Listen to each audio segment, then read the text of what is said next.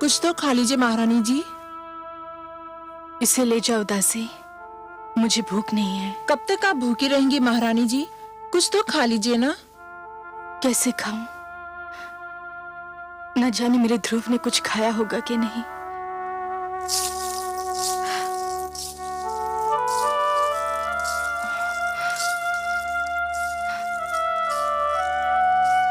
मेरा पुत्र महाराज।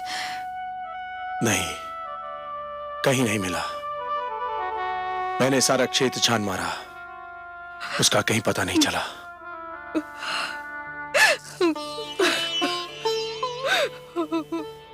सुनीति, ये सब मेरा ही किया धरा है।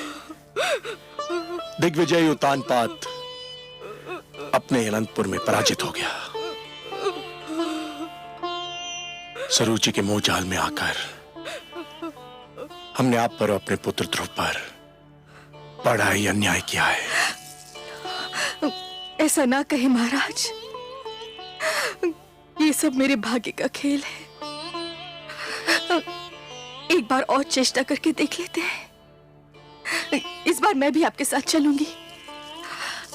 वनों में, पहाड़ियों में, घाटियों में, हर जगह उसे पुकारूंगी। कभी तो सुनेगा अपनी माँ की करुणा भरी पुकार, कभी तो सुनेगा। एक महारानी होकर आप भटकती फिरे। नहीं, ये उचित नहीं है।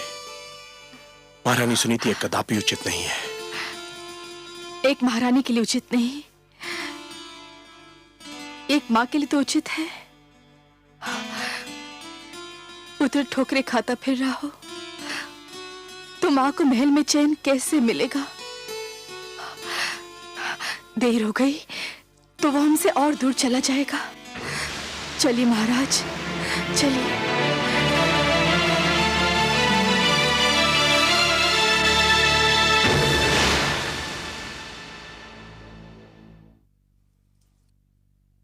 महारानी महारानी, सब बना बनाया खेल बिगड़ गया। शुभ शुभ बोल बावली, कौन सा खेल बिगड़ गया? महारानी सुनीति ने महाराज का मन एक बार फिर जीत लिया है। क्या? ये तू क्या कह रही है? स्पष्ट बता, क्या हुआ? मैं वहीं से चली आ रही हूँ। पुत्र अशोक ने महाराज को व्याकुल कर दिया है। वो मेरे सामने महारानी सुनीति के समक्ष अपना पश्चाताप प्रकट कर रहे थे। क्या? हाँ महारानी, और अब दोनों मिलकर राजकुमार ध्रुव की खोज में जा रहे हैं। कुछ कीजिए, वरना आपके सारे सपने चकनाचूर हो जाएंगे। नहीं, यह असंभव है। ऐसा नहीं हो सकता। मैं देखती हूँ कि महाराज कैसे जाते हैं।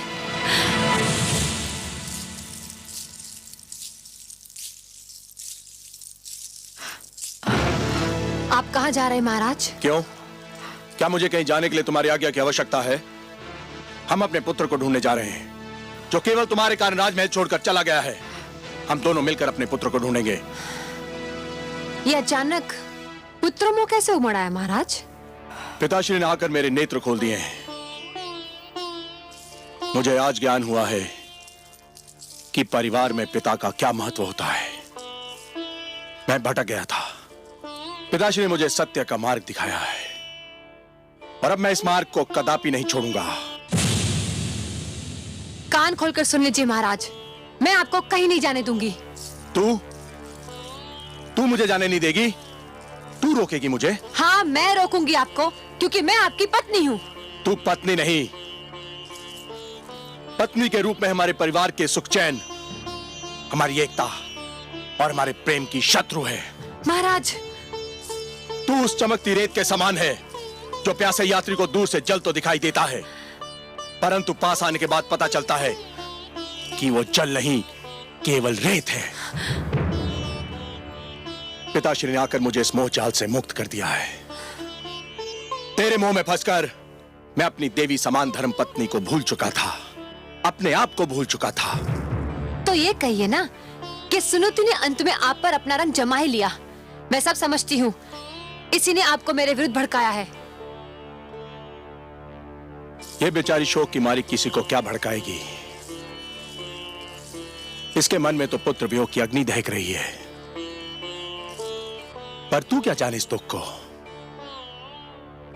यदि तेरा उत्तम कहीं चला गया होता तो तुझे ज्ञान होता कि पुत्र वियोग क्या होता है। ये आप क्या कह रहे हैं महाराज? भगवान के लिए इतने अशुभ बोल अपने मुंह से ना बोलिए। भगवान ना करे कि वो कहीं चला जाए। वो केवल आपका ही नहीं, मेरा भी पुत्र है। उसने मेरी कोख से जन्म नहीं लिया तो क्या हुआ? माता कहकर तो वो मुझे भी पुकारता था। मैं तो यही सोचती थी कि ध्रुव के जाने के बाद उत्तम ही हमारे घर का दीपक है। ध्रुव को तो मैं खो चुकी हूं।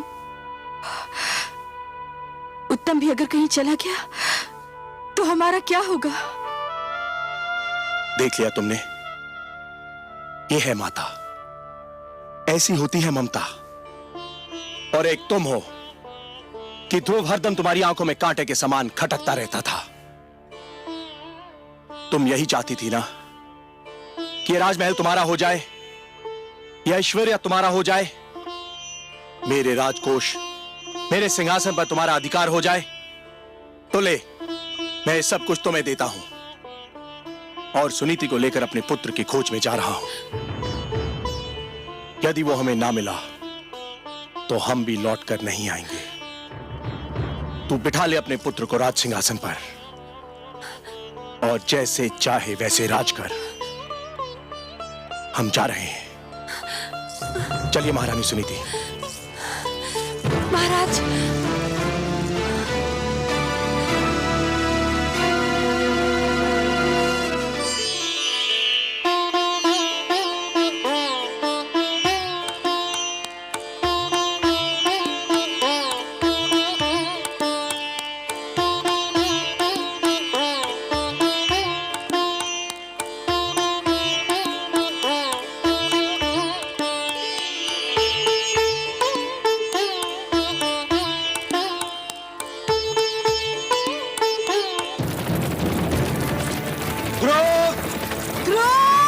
पुत्र ध्रुव! ध्रुव!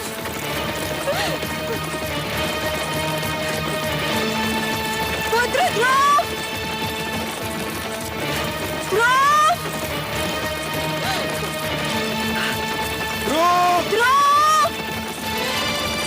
पुत्र ध्रुव!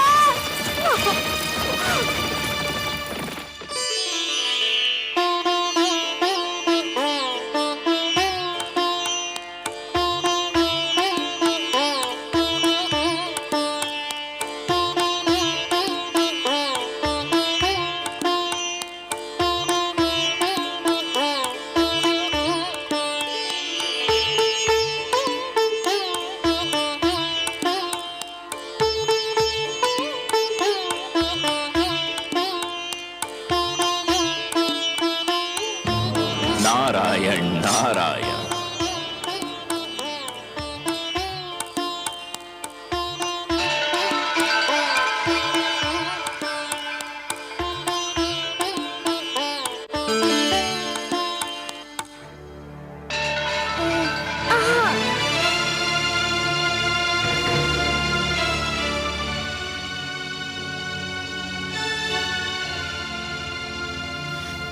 बालक, आप कौन है महात्मन?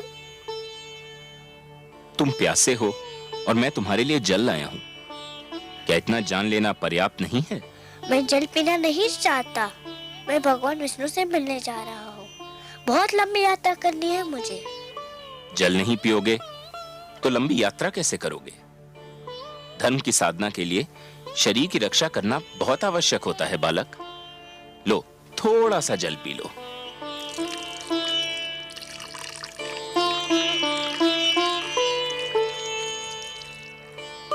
आप जो भी हो, भगवान विष्णु की खोज में यदि मेरा पथ निर्देश कर दे तो आपकी बहुत कृपा होगी। तुम जितने कोमल हो पुत्र, तुम्हारा संकल्प उतना ही कठोर है। इस कड़ी धूप में कुम्हला जाओगे। मेरी बात मानो पुत्र, घर लौट जाओ। मैं तो समझा था कि आप मेरा मार्गदर्शन करेंगे। मार्गदर्शन ही तो कर रहा हूँ। देखो, यहाँ से एक मार्ग तुम्हारे घर की ओर भी तो जाता है। तो भी मिलता है, मुझे घर लौट जाने को कहता है। कोई भी भगवान विष्णु का पता नहीं बताता। मैं उनसे मिले बिना घर नहीं जाऊंगा। ये जानकर भी नहीं कि तुम्हारी खोज में तुम्हारे माता पिता दिशाएं छान रहे हैं? आपको किसने बताया? मैं तो तुम्हें भी बता सकता हूं। बता क्या, मैं तो तुम्हें दिखा भी सकता हूं। देखना चाहोगे? देखो। माते! संभलिए महाराज। आप कौन है? आप मेरे माताजी के पास ले जा सकते हैं, तो फिर भगवान विष्णु के पास भी ले जा सकते हैं। मुझे बताइए आप कौन है? मैं नारद हूं बालक, देवर्षि नारद। बारंबार प्रणाम आपको करता हूँ देवर्षि नारद। मुझे बताइए भगवान विष्णु कहाँ रहते हैं? भगवान विष्णु तो क्षीर सागर में शेषनाग की शैया पर निवास करते हैं पुत्र। चलिए ले चलिए मुझे क्षीर सागर। यही तो समस्या है पुत्र। क्या समस्या है? कोई प्राणी जीते जी क्षीर सागर में नहीं जा सकता। क्षीर सागर में मनुष्य की आत्मा जा सकती है, उसका शरीर नहीं। जब तक कोई प्राणी इस जीवन के बंधन में बंधा है, तब तक वो क्षीर सागर नहीं जा सकता। मृत्यु के पश्चात ही वहां जाया जा सकता है बालक। पर मैं तो जीते जी उनसे मिलना चाहता हूँ। मैं मृत्यु से नहीं डरता, किंतु मैं उनसे मिले बिना मरना नहीं चाहता। तुमने तो मुझे चक्कर में डाल दिया पुत्र। एक बात कहूँ देवर्षि? अवश्य कहो पुत्र। मनुष्य तो मृत्यु के पश्चात ही उनसे मिल सकता है, पर वे स्वयं तो किसी भी जीवित प्राणी से मिल सकते हैं ना? मेरी बुद्धि की परीक्षा मत लो। तुम क्या कहना चाहते हो बालक? यही कि यदि मैं उनके पास नहीं जा सकता, पर वो तो मेरे पास आ सकते हैं ना? हाँ, ये तो संभव है, किंतु इसके लिए बड़ी कड़ी तपस्या करनी होगी। करूँगा, करूँगा, कड़ी से कड़ी तपस्या करूँगा। सोच लो बालक, बड़ी कठिन राह है ये। कष्ट ही कष्ट है इस राह में। भगवान विष्णु के दर्शन के लिए मैं हर कष्ट हंस के सह लूंगा। पहले तुमने मुझे प्रणाम किया, अब मैं तुम्हें, तुम्हारे साहस, तुम्हारे दृढ़ निश्चय को प्रणाम करता हूं। इतना छोटा बालक और इतना बड़ा संकल्प, इतना साहस। अच्छा तो सुनो, तुम्हें उस वन में जाना होगा, दूर अंदर तक। वहां जाके तुम्हें एक मंत्र का जाप करना होगा, निरंतर, तार तोड़े बिना। जाप एक पल के लिए भी नहीं टूटना चाहिए। मुझे मंत्र दीजिए। कहो, ओम नमो भगवते वासुदेवाय। ओम नमो भगवते वासुदेवाय। ओम नमो भगवते वासुदेवाय। ओम नमो भगवते वासुदेवाय। ओम नमो भगवते वासुदेवाय। ओम नमो भगवते वासुदेवाय। ओम नमो भगवते वासुदेवाय। ओम नमो भगवते वासुदेवाय। ओम नमो भगवते वासुदेवाय। ओम नमो भगवते वासुदेवाय। देवर्षि, माते प्रणाम।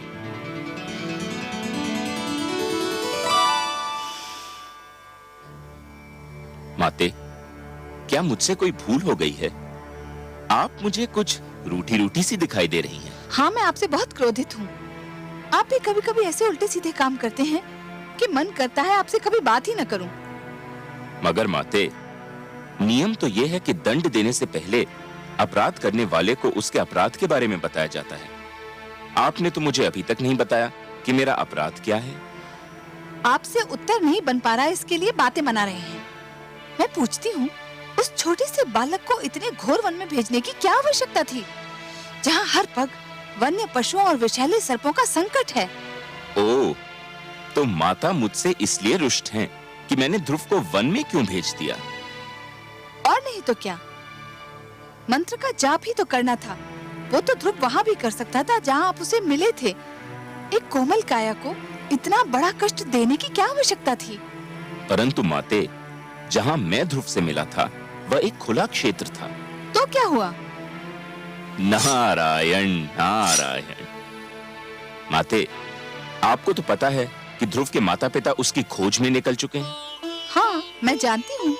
माते, किसी खुले क्षेत्र में ध्रुव उनकी दृष्टि से बच नहीं पाता। कभी ना कभी वह उसे देख ही लेते। यदि वह उसे देख लेते तो फिर घर ले जाने का प्रयत्न करते। यदि वो उसे घर ले जाने का प्रयत्न करते तो मंत्र के जाप का तार टूट जाता। यदि मंत्र के जाप का तार टूट जाता तो ध्रुव की तपस्या भंग हो जाती, और यदि ध्रुव की तपस्या भंग हो जाती तो भगवान विष्णु से मिलने की उसकी मनोकामना पूर्ण न हो पाती। इसलिए मैंने उसे एक ऐसे स्थान पर भेज दिया है जहां उसे कोई देख न सके। माते, ठीक है, किंतु तुम जानते हो ना कि ध्रुव मुझे कितना प्यारा है। यदि उसे कोई हानि पहुंची तो माते, मैं उसके भाग्य के लिखे को तो नहीं बदल सकता। मैंने तो वही किया जो मुझे इन परिस्थितियों में उचित लगा। क्या अब भी आप मुझसे रुष्ट हैं? नहीं, परंतु संतुष्ट भी नहीं हूँ। एक बात कहूं माते? कहो। आप जब भी क्रोधित होकर मुझे डांटती हैं तो मुझे बहुत आनंद मिलता है।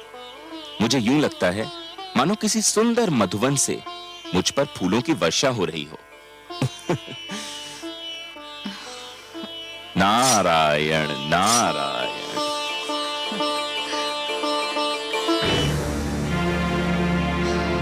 ओम नमो भगवते वासुदेवाय। ओम नमो भगवते वासुदेवाय। ओम नमो भगवते वासुदेवाय। ओम नमो भगवते वासुदेवाय। ओम नमो भगवते वासुदेवाय। ओम नमो भगवते वासुदेवाय। ओम नमो भगवते वासुदेवाय। ओम नमो भगवते वासुदेवाय। ओम नमो भगवते वासुदेवाय। ओम नमो भगवते वासुदेवाय। ओम नमो भगवते देवाय। ओम नमो भगवते वासुदेवाय। ओम नमो भगवते वासुदेवाय। ओम नमो भगवते वासुदेवाय। ओम नमो भगवते वासुदेवाय। ओम नमो भगवते वासुदेवाय। ओम नमो भगवते वासुदेवाय। ओम नमो भगवते वासुदेवाय। ओम नमो भगवते वासुदेवाय। ओम नमो भगवते वासुदेवाय। नारायण नारायण। आइए देवर्षि, आइए, स्वागत है आपका। बताइए, तो क्या आपकी कृपा दृष्टि हुई ध्रुव पर? क्या आपका मार्गदर्शन मिला उसे? ध्रुव का मार्गदर्शन आपने भी किसके पास भेज दिया था मुझे? वो बालक है ना, न जाने किस मिट्टी का बना हुआ है। देखने में तो छोटा सा है, परंतु संकल्प इतना दृढ़ कि बड़े बड़ों की बुद्धि चकरा जाए। इतनी छोटी सी आयु में इतनी महान अभिलाषा, और अब इस बात पर अड़ा हुआ है कि भगवान को स्वयं ही उसके पास आना पड़ेगा, और इसके लिए कुछ भी सहने को तैयार है। प्रभु, उसका मार्गदर्शन करते करते तो मैं अपना मार्ग भूलते भूलते बचा। उसे मेरे मार्गदर्शन की आवश्यकता नहीं लगती प्रभु। आप ठीक कह रहे हैं देवर्षि, आप ठीक कह रहे हैं। पतंगा जब दीपक पर अपना सर्वस्व न्योछावर करने की ठान लेता है तो केवल एक ही वस्तु उसका मार्गदर्शन कर सकती है, दीपक की लौ और उस पर मर मिटने की इच्छा। फिर यही उद्देश्य उसका पूर्ण जीवन बन जाता है। ध्रुव के मन में जिस संकल्प ने जन्म लिया है देवर्षि, उस संकल्प की पूर्ति के लिए उसका मार्गदर्शन भी वही संकल्प करेगा। उस संकल्प के अतिरिक्त और कोई उसका मार्गदर्शन कर ही नहीं सकता। एक बात पूछने को मन कर रहा है जनार्दन। तो संकोच क्यों कर रहे हैं देवर्षि? पूछिए ना। हे विश्वेश्वर, जब ध्रुव के संकल्प से ही उसका मार्गदर्शन होना था, तो फिर उसके मार्गदर्शन के लिए आपने मुझे क्यों भेजा? यदि चंद्रमा उदित ही न हो देवर्षि, तो अंधियारी रात्रि के यात्री को कौन बताए कि उसकी यात्रा किस दिशा में होनी है? आपने चंद्रमा बनकर ध्रुव की आकांक्षा को दिशा दे दी देवर्षि। यह कोई साधारण और सरल कार्य नहीं था। मैं जानता था कि यह कार्य केवल आप ही कर सकते हैं देवर्षि, केवल आप, क्योंकि आप सृष्टि के सबसे श्रेष्ठ मार्गदर्शक हैं। जो आपने किया वो केवल उचित ही नहीं था बल्कि सराहनीय भी था। आपकी सराहना के लिए बहुत बहुत धन्यवाद नारायण, किंतु माता लक्ष्मी कभी मुझे सराहें, लगता है ये मेरे भाग्य में नहीं लिखा है। मैं जानता हूं देवर्षि, आपने जो किया उससे माता लक्ष्मी यदि रुष्ट नहीं तो संतुष्ट भी नहीं है। यही कहना चाहते हैं ना आप? आपसे क्या छिपा है अंतर्यामी। हां, माता मुझसे अप्रसन्न है। वो विवश हैं देवर्षि, अपनी ममता के कारण विवश हैं वो। उनसे तो किसी की पीड़ा नहीं देखी जाती, और फिर ये पीड़ा तो उसकी है जिसे उन्होंने स्वयं अपना पुत्र मान लिया है। इसलिए आप पर थोड़ा सा क्रोधित हो गई थी। और फिर क्रोध का प्रदर्शन भी तो अपनों से ही किया जाता है ना देवर्षि। आपको अपना समझती हैं, आप पर कृपालु हैं, इसलिए कभी कभी आप पर अपने क्रोध के पुष्प भी बरसाती रहती हैं। आपको भी तो आनंद मिलता है इससे। आपने मेरे मन की बात कह दी प्रभु। सच पूछिए तो माता के मुख से यदि कटुवचन भी निकले तो उनसे मधु की बूंदें टपकती दीख पड़ती हैं। किंतु माता अभी देवलोक लौटी नहीं क्या? ममता चिंता का दूसरा नाम है। आपने तो ध्रुव को भेज दिया वन में, अब माता का मन तड़प उठा कि कहीं वन के पशु उसे कोई हानि न पहुंचा दे। इस समय वो ध्रुव की रक्षा का प्रबंध करने शिव भार्या पार्वती से मिलने कैलाश पर्वत गई है। इस पुराण में है निहित, इस पुराण में है निहित जप तप और योग ध्यान। विष्णु पुराण